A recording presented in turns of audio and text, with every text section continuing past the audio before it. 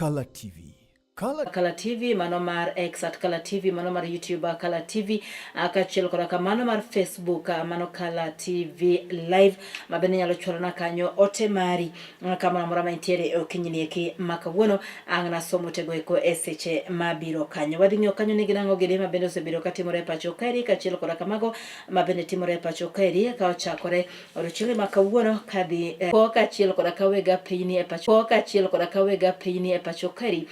Koro to otimnegi gino miluongo ni inspection kata otimnegi anyalo wacho kanyo gi dholuo ni maybe ng'icho mag nyamburko margi.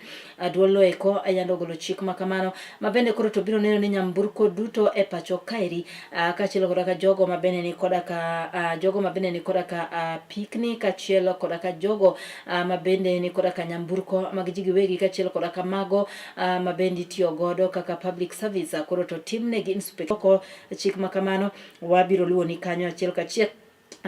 mano kokalo nyaka wechewa manyien, omiyo med mana luwo achiel kachiel ibiro ng'eyo kanyo kaka wechego eko dhi. Mago gin moko kuom gigo mabende koro to waluwo ni kokalo odiochiengni makare ka Dr. William Ruto noyango kanyo ni oseket tenge omenda maromo bilion 7 mabende koro to ibiro los godo olalano. Mano wach mabende koro to nyuolo paro mopogore opogore kuom oganda e pacho kaeri, oganda mathoth koro to ywak malich mokalo ne piny owacho osedeko kendo ok osebedo katimo mowinjore mar neno ni olalano kachiel koda ka piny mamoko ma osebedo kakelo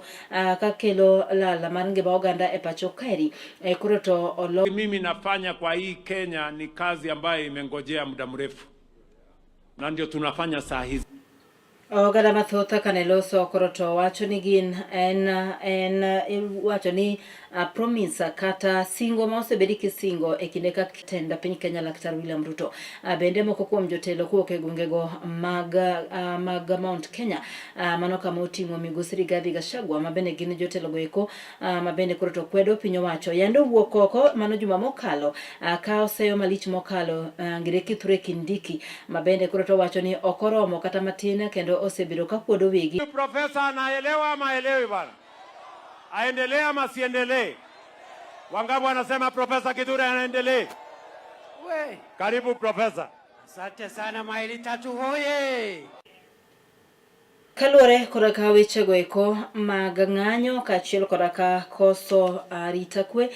koda ka wechego eko mag kunde mopogore opogore jopuonjre osechako dok e skul mano bang' ka ng'ikruok yaneno obedo bang' ka skunde maingo nono e pacho kaeri mangima kendo jopuonjre odwoko pach jogo mag board mabende koro to dhi tayo mano omenda go eko mag NGCD mag board mabende koro to dhi tayo mano omenda go eko mag NGCDF e pacho kaeri.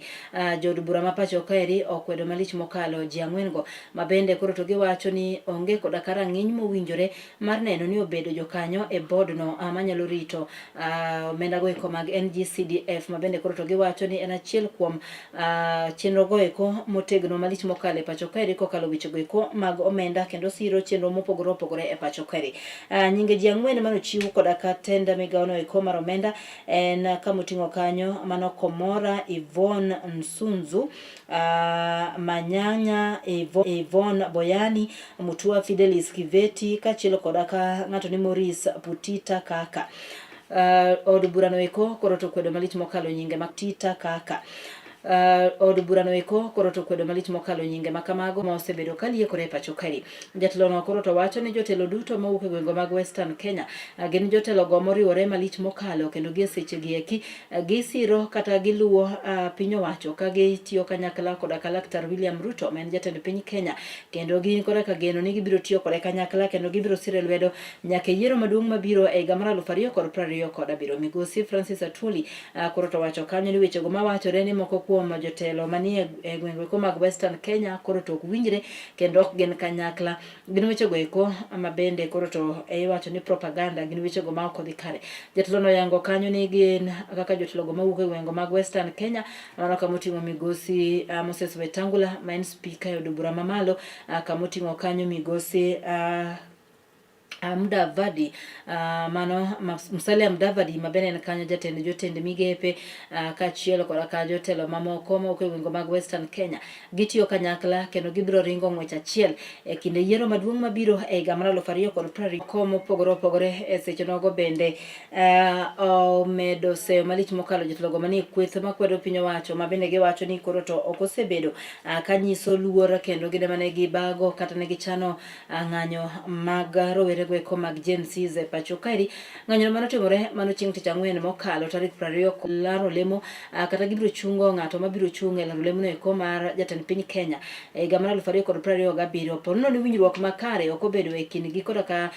duond buch siasa no mar UDA mar tiyo kanyo 2027 mago wechego mayando sewachi koda ka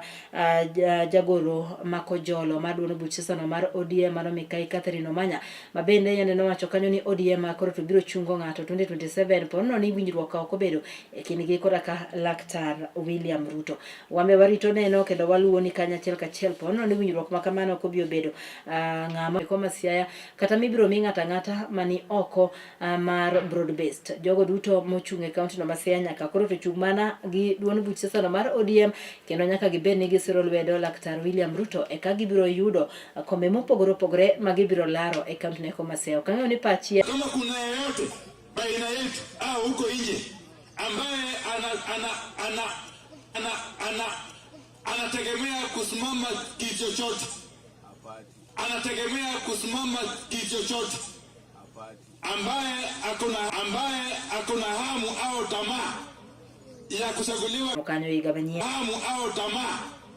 ya kuchaguliwa mkanyo igabanyie na Alfario koda mkanyo igabanyie na Alfario koda biro mabeno se bana chiegni chopo mawadhi time yiero e pacho kae. Moko kuom jotelogo manie kweth makwedo piny owacho kamoting'o migosi Kalonzo Musyoka koro to wuok oko kendo